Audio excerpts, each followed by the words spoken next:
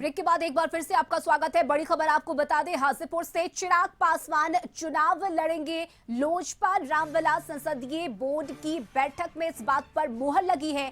चिराग पासवान की अध्यक्षता में यह बैठक हुई। वहीं बाकी सीटों पर भी कैंडिडेट की घोषणा जल्द की जाएगी। ये बड़ी खबर आपको बता रही है। दिल्ली में लोजपा रामविलास संसदीय बोर्ड की बैठक में चिराग पासवान हाजीपुर से चुनाव लड़ेंगे, इस बात पर मुहर लगाई गई है।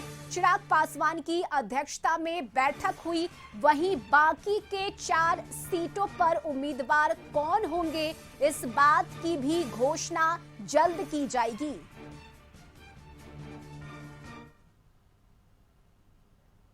पार्टी के केंद्रीय संसदीय बोर्ड की बैठक आज की गई है।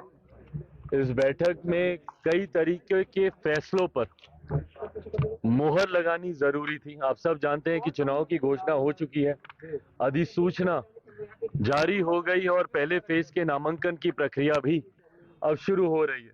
आज भी केंद्रीय संसदीय बोर्ड में भी इस बात को लेकर औपचारिक मुहर लगा दी गई है। इतना अब तय है कि हाजीपुर, जो मेरे नेता मेरे पिता आदरणीय रामविलास पासवान जी की कर्मभूमि रही है, वहां से एनडीए के प्रत्याशी के रूप में लोक जनशक्ति पार्टी रामविलास के उम्मीदवार मैं खुद स्वयं होऊंगा इस पर।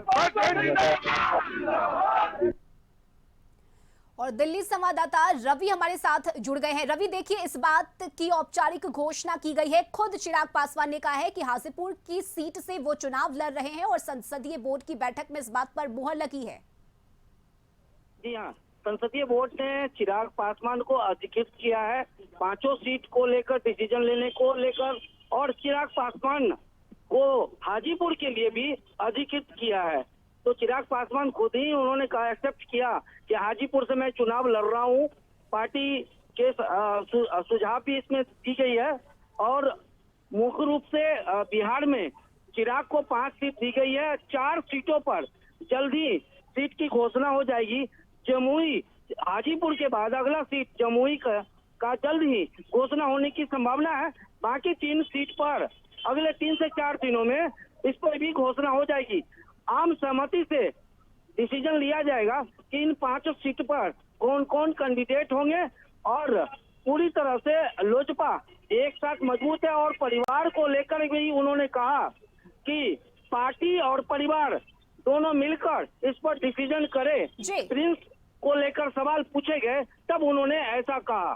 जी चलिए, बहुत शुक्रिया रवि आपका तमाम जानकारी के लिए।